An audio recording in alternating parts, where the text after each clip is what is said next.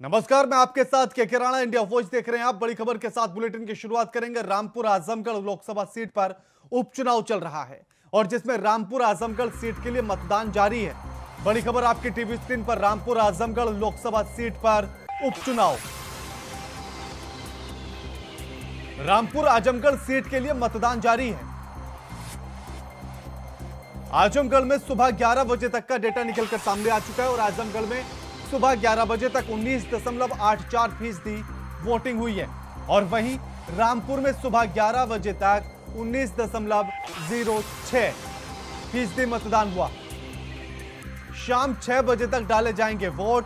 रामपुर से 6, आजमगढ़ से 13 प्रत्याशी मैदान में हैं और वहीं आजमगढ़ में एक महिला प्रत्याशी भी चुनावी मैदान में है। अब देखना यह होगा कि आखिर आजमगढ़ के अखाड़े का सुल्तान कौन होगा। रामपुर के रण में आखिर बाजी कौन मारेगा।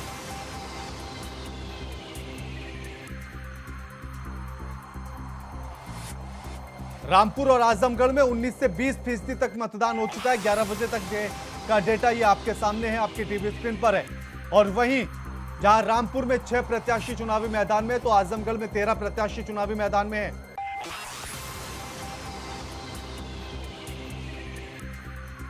इस खबर पर हमारे साथ हमारे संवाददाता फहीम खान जुड़ गए हैं। फहीम, मतदान चल रहा है, क्या कुछ अपडेट है? जी देखिए, इस वक्त 22% के लगभग जो है वोटिंग परसेंटेज हो चुकी है। 11 बजे तक की अगर मैं बात करूं तो 19 पॉइंट कुछ वोटिंग हुई थी और वोटिंग परसेंटेज अभी भी जारी है। और इस वक्त तक जो लोगों की लाइनें हैं वो लगी हुई हैं और लोग अपनी बारी का इंतजार कर रहे हैं, वोट डाल रहे हैं। लगातार भारी सुरक्षा के बीच रामपुर के अंदर मतदान चल रहा है और मतदान की प्रक्रिया कहीं भी प्रभावित नहीं है। कुछ एक जगहों पर ईवीएम मशीन के खराब होने की तो खबरें हैं, इसके अलावा कोई भी किसी भी तरह से कहीं कोई बाधा नहीं है। भारी सुरक्षा के बीच मतदान जारी है और मतदान के बीच में कहीं छुटपुट वारदातों की बात सामने आई है, जहां सपा प्रत्याशी आसिम राजा के साथ रामपुर पुलिस की नोकझोंक हुई है वोट न डालने को लेकर। तो दूसरी जगह कई जगहों पे ये शिकायत आई है कि उनके जो आधार कार्ड हैं उनको चेक करने के बाद में उनसे वोटर आईडी दूसरी मांगी जा रही है। इसके अलावा बाकी अगर मैं बात करूं पूरे जिले की, तो पूरे जिले में शांतिपूर्ण मतदान चल रहा है और इस वक्त तक जो है वो 22% से ऊपर मतदान हो चुका है। और अभी हालात ये है कि बूथों पे सन्नाटा पस रहा है और बूथों पे वोटर वोट डालने के लिए फिलहाल इस वक्त तक नहीं आ रहे हैं, लेकिन शाम के वक्त 4 और 5 बजे के बाद वोटर निकलेगा और 6 बजे तक वोटिंग होनी है। उसके बाद की वोट परसेंटेज बढ़ेगी, लेकिन अनुमानित जो है ये 40% से कहीं ऊपर जा सकता है। इससे ज्यादा परसेंटेज यहाँ रामपुर के अंदर नहीं दिखाई देती और कम हो यही स्थिति आजमगढ़ की भी दिखाई देती है। आजमगढ़ के अंदर भी 11 बजे तक 20% मतदान हुआ था, तो स्थिति जो है वो एक जैसी लग रही है। लोगों के अंदर जोश नहीं है बिल्कुल। वोटर जो है वो इस उपचुनाव को बिल्कुल बोझ मानकर जो वो बूथ है उस तरफ नहीं आ रहे हैं। लोगों के दिमाग में यही बात फिट हो गई है कि ये उपचुनाव है और उस उपचुनाव से किसी की हार और जीत तय नहीं होती है। लेकिन समाजवादी पार्टी हो या भारतीय जनता पार्टी, उसके लिए ये अहम सवाल बन जाता है, क्योंकि इससे कब तय होता है। कब तय होगा आजमगढ़ में अखिलेश यादव का और कब तय होगा आजम खां का रामपुर के अंदर। चुनाव अगर सरकार जीतती है तो 2024 का जो लोकसभा चुनाव होगा उसमें बड़ी जीत आसान हो जाएगी और अगर चुनाव सरकार हारती है तो उसके लिए बड़ी मुश्किलातें खड़ी होंगी, क्योंकि रामपुर का जो समीकरण है वो समाजवादी पार्टी और आजम खां के पक्ष में है। 3 सीटें आजम खां ने जेल में रहते हुए विधानसभा की यहाँ से जीती थी और 2 सीटें बहुत ही कम मार्जिन से हारी थी। 8,84,000 मुस्लिम मतदाताओं वाली इस लोकसभा सीट पर बहुत कड़ी टक्कर देखने को मिल रही है और मुकाबला जो है भाजपा वर्सेस आजम खां है और समाजवादी। अब ऐसे में फहीम, अगर मतदान कम होता है, उसका परसेंटेज कम रहता है, तो नुकसान किसको होगा?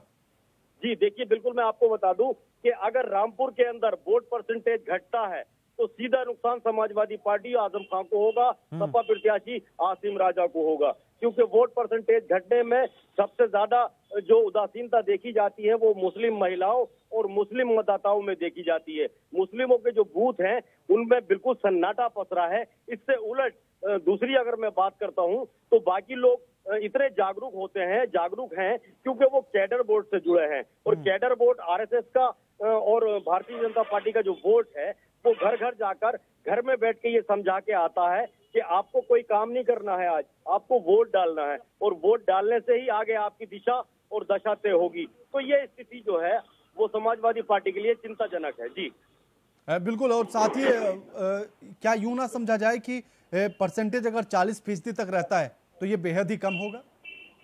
जी हाँ, देखिए ये लोकतंत्र की जीत वाला पर्व होना चाहिए था। लोकतंत्र की जीत तब मानी जाती है जब 70 से और 80 के बीच कम से कम परसेंटेज वोटिंग की हो जाए। लेकिन अगर ये 40 और इसके आसपास अगर आती है तो 40 और आसपास को तो इसको बहुत कम माना जाएगा और ये लोकतंत्र के लिए कोई बहुत अच्छी बात नहीं होगी, क्योंकि जिस तरह से आयोग की तैयारियां होती हैं हमें रामपुर में देखने को नहीं मिली। जिला प्रशासन ने कोई इस तरह से कार्यक्रम नहीं किए कि वोटर वोट देने के लिए खुशी खुशी बूथ तक आता और बूथ पे उसे कोई सुविधा मिलती। इस तपती हुई धूप में कोई भी धूप में खड़ा होना नहीं चाहेगा, क्योंकि 44 से 45 डिग्री पारा इस टाइम चल रहा है और ऊपर से उपचुनाव है, तो उपचुनाव को वैसे ही लोगों ने बोझ मान लिया है। इसलिए जो है वोट परसेंटेज घट रहा है और इसका सीधा नुकसान, हालांकि नुकसान तो सरकार को भी है, भारतीय जनता पार्टी के जो प्रत्याशी हैं उनको भी है, लेकिन सबसे ज्यादा नुकसान जो होगा वो समाजवादी पार्टी के प्रत्याशी को होगा। जी बिल्कुल। शुक्रिया फहीम आपका हमारे साथ ये तमाम बातचीत करने के लिए और जानकारी साझा करने के लिए। मुख्यमंत्री योगी आदित्यनाथ गुरुवार सुबह डॉक्टर श्यामा प्रसाद मुखर्जी सिविल अस्पताल पहुंचे। यहां उन्होंने जनसंघ के संस्थापक अध्यक्ष डॉक्टर श्यामा प्रसाद मुखर्जी की प्रतिमा का माल्यार्पण किया। इस दौरान सीएम योगी ने कहा कि आज डॉक्टर मुखर्जी की पावन पुण्यतिथि है। आज ही के दिन 1953 को मुखर्जी ने कश्मीर मुद्दे पर अपना बलिदान दिया था। उनका बलिदान स्वतंत्र भारत का ऐसा बलिदान था जिसने उस समय पूरे देश को झकझोर कर रख दिया था। डॉक्टर श्यामा प्रसाद मुखर्जी ने जो आंदोलन कश्मीर के लिए किया, कांग्रेस सरकार की तुष्टीकरण की नीति और तुष्टीकरण के नाम पर देश की एकता और अखंडता के साथ, सुरक्षा के साथ खिलवाड़ करने की जो प्रवृत्ति थी, इसके खिलाफ आवाज दी थी और बहुत स्पष्ट कहा था कि एक देश में दो प्रधान, दो विधान और दो निशान नहीं चलेंगे। इसके लिए उन्होंने अपने आप को बलिदान किया। डॉक्टर श्यामा प्रसाद मुखर्जी इस देश के महान स्वतंत्रता संग्राम सेनानी थे, महान शिक्षाविद थे, महान समाजसेवी थे, महान राजनीतिक चिंतक, सुधारक। मुख्यमंत्री योगी आदित्यनाथ आज दिल्ली पहुंचेंगे। आज शाम 6:30 बजे हिंडन पहुंचेंगे मुख्यमंत्री योगी और उसके बाद शाम 7:30 बजे यूपी सदन पहुंचेंगे मुख्यमंत्री योगी। मुख्यमंत्री योगी आदित्यनाथ आज पहुंचेंगे दिल्ली। आज शाम 6:25 पर हिंडन पहुंचेंगे मुख्यमंत्री योगी आदित्यनाथ और उसके बाद शाम 7:30 बजे यूपी सदन पहुंचेंगे मुख्यमंत्री योगी आदित्यनाथ। आज यूपी सदन में रात्रि विश्राम करेंगे सीएम योगी। कल राष्ट्रपति उम्मीदवार द्रौपदी मुर्मू के नामांकन में शामिल होंगे।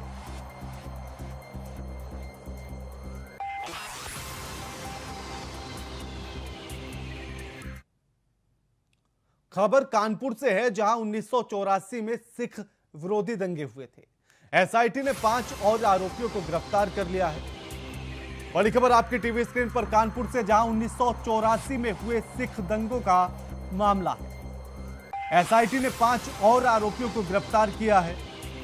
अब तक कुल मिलाकर अगर बात की जाए तो 11 आरोपियों की गिरफ्तारी हो चुकी है। कानपुर में 1984 में सिख दंगे हुए थे और एसआईटी ने 5 और आरोपियों को गिरफ्तार कर लिया है।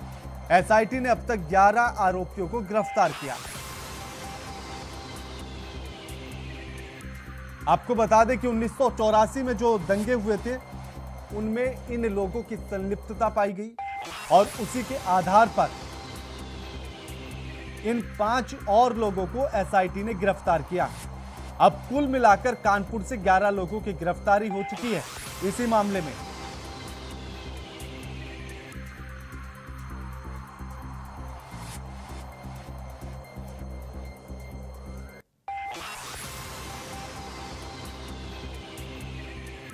एसआईटी ने 5 और आरोपियों को गिरफ्तार किया। आपको बता दें कि 1984 में सिख दंगे हुए और उसी में आरोपी पाए गए ये लोग जिनको गिरफ्तार किया गया।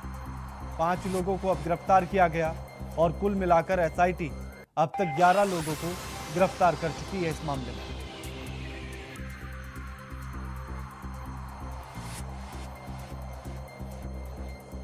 इंदिरा गांधी की हत्या का मामला और उसके बाद 1984 में सिख दंगे और वही मामला और उसी में आरोपी पाया गया इन लोगों को 5 लोगों को गिरफ्तार किया गया। कुल मिलाकर 11 लोगों को गिरफ्तार किया गया।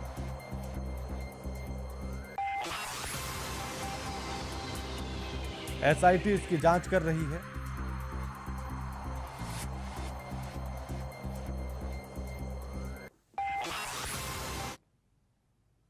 संभल में सपा सांसद शफीकुर रहमान बर्क ने लगातार हो रही बुलडोजर कार्रवाई को लेकर योगी सरकार पर हमला बोला। इस दौरान उन्होंने कहा कि बुलडोजर कार्रवाई मामले में सीएम योगी की दोहरी पॉलिसी है। बुलडोजर को सिर्फ मुसलमानों के खिलाफ इस्तेमाल किया जा रहा है। सपा सांसद ने नूपुर शर्मा के घर पर भी बुलडोजर चलाए जाने की मांग की। साथ ही उन्होंने तंज कसते हुए कहा कि योगी सरकार को मुसलमानों के खिलाफ कार्रवाई के लिए बुलडोजर कानून बना देना चाहिए।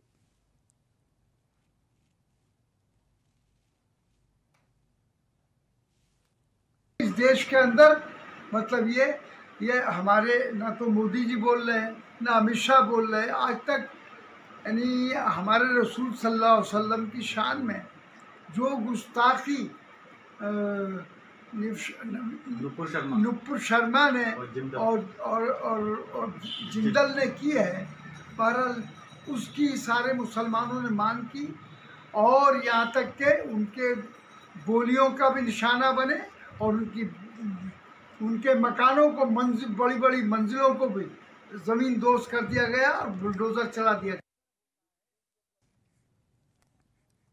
अब संभल से सपा के सांसद हैं शफीकुर रहमान। लगातार इनके बयान सामने आते हैं। अपने बयानों को लेकर अक्सर विवादों में भी रहते हैं।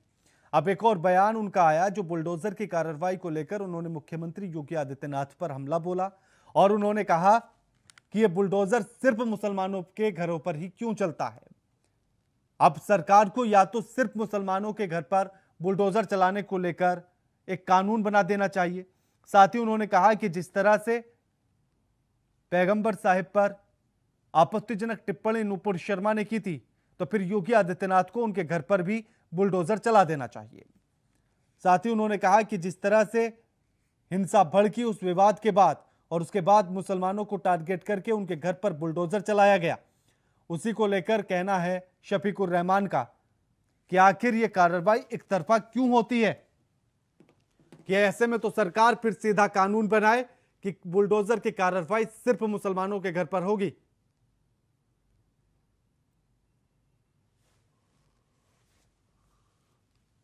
कि ऐसे में बुलडोजर की कार्रवाई को लेकर मुख्यमंत्री की दोहरी पॉलिसी है जो गलत है।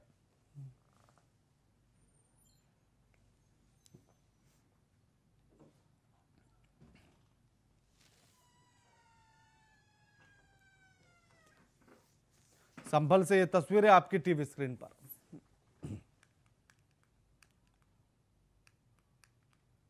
अलीगढ़ में मेटल कारोबारी के यहां वाणिज्य कर विभाग के विशेष अनुसंधान शाखा ने छापा मारा है। अफसरों की 6.5 घंटे की चली जांच में फर्म मालिक पर फर्जी फर्मों से खरीद दिखाकर 50 लाख रुपए की इनपुट टैक्स क्रेडिट हड़पी गई है, यानी कि आईटीसी। मौके पर मिले माल की खरीद बिक्री के दस्तावेज न दिखाने पर 20 लाख रुपए का माल सीज कर दिया गया। वाणिज्यिक विभाग के एडिशनल कमिश्नर ग्रेड 1 और additional commissioner SIB Anup Maheshwari ने फर्जी फर्म दर्शाकर आईटीसी हड़पने वाले संगठित गिरोह के सदस्यों के खिलाफ मुहिम छेड़ दी। पिछले दिनों ITI रोड स्थित इंडस्ट्री एस्टेट स्थित मेटल नाम की फर्म पर SIB ने छापा मारा। सर्वे के दौरान टीम को बड़ी तादाद में संदिग्ध प्रपत्र मिले थे। संगठित गिरोह फर्जी फर्म दिखाकर माल के बिना अवगमन के ITC का दावा करते हैं, ITC वसूल भी लेते हैं। इन संदिग्ध प्रपत्रों में फहद मेटल बक्स की भी कच्ची पर्चियां मिली। इस खबर पर हमारे साथ हमारे संवाददाता निशांत शर्मा जुड़ गए हैं। निशांत, वाणिज्य कर विभाग ने छापेमारी की है, क्या कुछ पूरी जानकारी है फर्म मालिक पर? जिस तरह से मैं आपको बता दूं कि SIB डिप्टी कमिश्नर द्वारा एडिशनल कमिश्नर के नेतृत्व में ये बार कार्रवाई की गई, क्योंकि लगातार शिकायतें मिल रही थी, जिसके बाद डिप्टी कमिश्नर पंकज कुमार सिंह द्वारा एक टीम गठित की गई, जिसके बाद फहद मेटल के यहाँ छापेमार कार्रवाई की गई, जिसमें बताया गया कि 20 लाख रुपए की जो वहां पर से ज्यादा जो माल रखा हुआ था उसको सील भी किया गया है, और भी कागजात जो मिले हैं उनको भी SIB टीम ने अपने पास जमा कर लिए हैं और जांच पड़ताल में जुट गई है। पूरा मामला बताया जा रहा है कि ये जो ITC बिल जो होते थे वो उनको जमा नहीं करते थे और लोगों से उनका पैसा वसूल लेते थे। तो इसकी लगातार शिकायतें GST विभाग को और उनको मिल रही थी, जिसके बाद एडिशनल कमिश्नर के नेतृत्व में टीम गठित कर ये दबिश दी गई है। और लगातार जो लोगों का कहना है कि आगे भी ऐसी कार्रवाई लगातार चलती रहेंगी, क्योंकि इस तरह से कई जो मेटल कारोबारी हैं या और भी कारोबारी हैं वो ऐसी चीजें विभाग को और सरकार को चूना लगा रहे हैं। निशांत, आखिर फर्म मालिक की तरफ से कोई बयान अभी तक सामने आया? फर्म मालिक की तरफ से अभी कोई बयान जारी नहीं किया गया, क्योंकि फर्म मालिक को नोटिस SIB टीम द्वारा दिया गया है, लेकिन मीडिया के सामने अभी भी कोई फर्म मालिक ने कोई जवाब देने से इनकार कर दिया है। उनका कुछ कहना नहीं है इस पूरे मामले पर। फिलहाल जो जांच लगातार चल रही है और आगे की कार्रवाई SIB टीम द्वारा की जा रही है। ऐसे में वाणिज्य कर विभाग की तरफ से कोई बयान आया, उन्होंने कुछ बताया हो इस पूरी छापेमारी में? SIB टीम के जो नेतृत्व कर रहे थे पंकज कुमार जो डिप्टी कमिश्नर है, उन्होंने साफ तौर से कहा है कि कार्रवाई है तो काफी समय से इस तरह की जानकारी मिली थी, जिसके बाद ये छापेमारी कार्रवाई की गई है। और जो 20 लाख रुपए का जो इनके पास से माल भी बरामद किया गया, 60 लाख रुपए का कागज है जो ITC है जो जमा नहीं किया गया था, उस पर भी दावेदारी की गई है। तो पूरे मामले पर जो पंकज कुमार सिंह जो डिप्टी कमिश्नर के नेतृत्व में कार्रवाई चल रही है और उन्होंने कहा है कि कोई भी बख्शा नहीं जाएगा जो सरकार को घाटा कर रहा होगा। शुक्रिया निशांत आपका हमारे साथ ये तमाम बातचीत करने के लिए। खबर आगरा से है, जहां इंडिया वॉइस की खबर का असर देखने के लिए मिला। आपको बता दें कि 11 साल की मासूम लिंस पिर्या ने आगरा में ताजमहल के पीछे पसरी हुई गंदगी उसकी एक ही तस्वीर पोस्ट की और वायरल तस्वीर के ट्वीट ट्रेंड को इंडिया वॉइस ने प्रमुखता से दिखाया। आपको बता दें कि 11 साल की पिर्या पर्यावरण को लेकर लोगों को जागरूक करती है। लोगों को जागरूक करने के लिए यमुना तट पर गंदगी को देख हाथ में पोस्टर लेकर ट्वीट किया, जिसके बाद नगर निगम हरकत में आया और चंद घंटों के अंदर ही ताजमहल के पीछे यमुना तट की तस्वीर बदल गई। तस्वीर तेजी से ट्रेंड की गई और ट्वीट जिला प्रशासन और नगर निगम के साथ लोगों ने भी इस गंदगी के लिए जिम्मेदार ठहराया।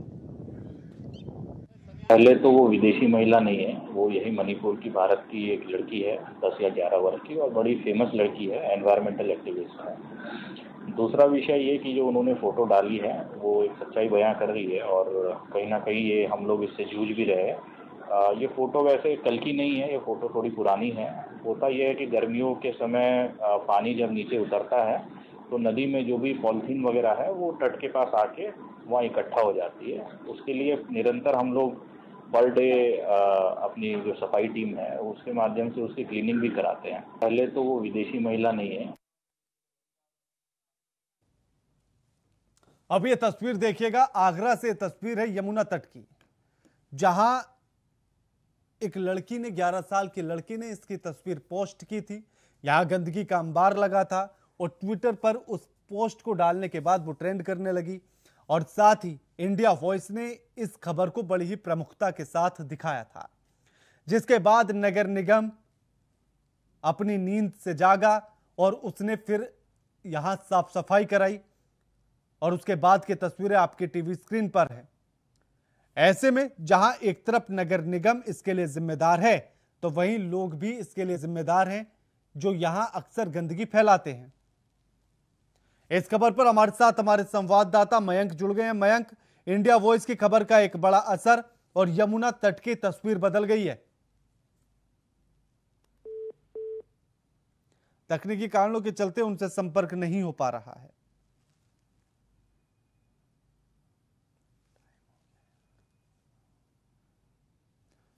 ग्यारह साल की मासूम ने लोगों को सफाई के प्रति जागरूक किया और जिसके चंद घंटों बाद ही, यानी कि ट्वीट के चंद घंटों बाद ही और इंडिया वॉइस के उस खबर को प्रसारित करने के चंद घंटों बाद ही यमुना तट की यह तस्वीर बदल गई। फिर साफ सफाई करते हुए नगर निगम के ये कर्मचारी नजर आ रहे हैं।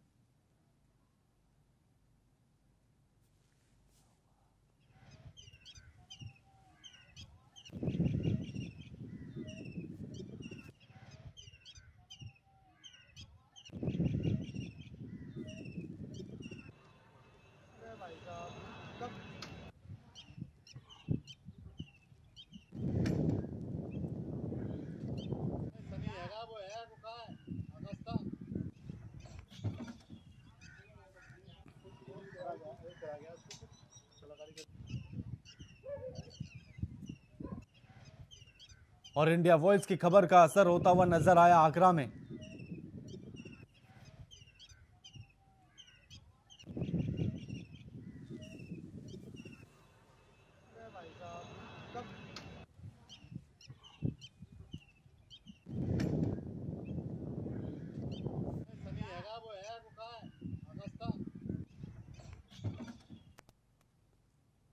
और इसी बीच खबर लातेहार से आ रही है, जहां प्रतुल शाहदेव को नजरबंद किया गया है। पुलिस ने आईपी में ही नजरबंद कर लिया है। बड़ी खबर आपकी टीवी स्क्रीन पर। लातेहार से बड़ी खबर। प्रतुल शाहदेव बीजेपी के प्रवक्ता हैं झारखंड के और उन्हें नजरबंद कर लिया गया। पुलिस ने आईपी में ही नजरबंद कर लिया है प्रतुल शाहदेव को। बड़ी खबर आपकी टीवी स्क्रीन पर। और आपको बता दें कि आखिर पूरा मामला क्या कुछ है। फूड पॉइजनिंग को लेकर 2 लड़कियों की मौत हुई थी और जिसके बाद पीड़ित परिवार से मिलने के लिए प्रतुल शाहदेव जा रहे थे और इस बीच उन्हें नजरबंद कर लिया गया। चंदवा के परसाई गांव के निर्धन अनिल गंजू के 2 बेटियों की मौत फूड पॉइजनिंग से हुई। 15 दिन पहले यह मौत हुई थी।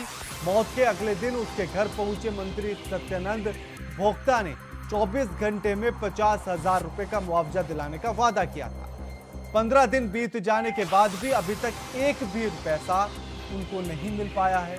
प्रतुल शाहदेव आज पूर्व घोषित कार्यक्रम के अनुसार डीसी कार्यालय के समक्ष शांतिपूर्वक धरना देने गंजू भोक्ता समाज के लोगों के साथ लातेहार जा रहे थे, लेकिन पुलिस ने चंदवा में ही उन्हें रोक लिया और जबरदस्ती गिरफ्तार कर नजरबंद कर दिया गया। बुलेटिन में फिलहाल इतना ही। नमस्कार।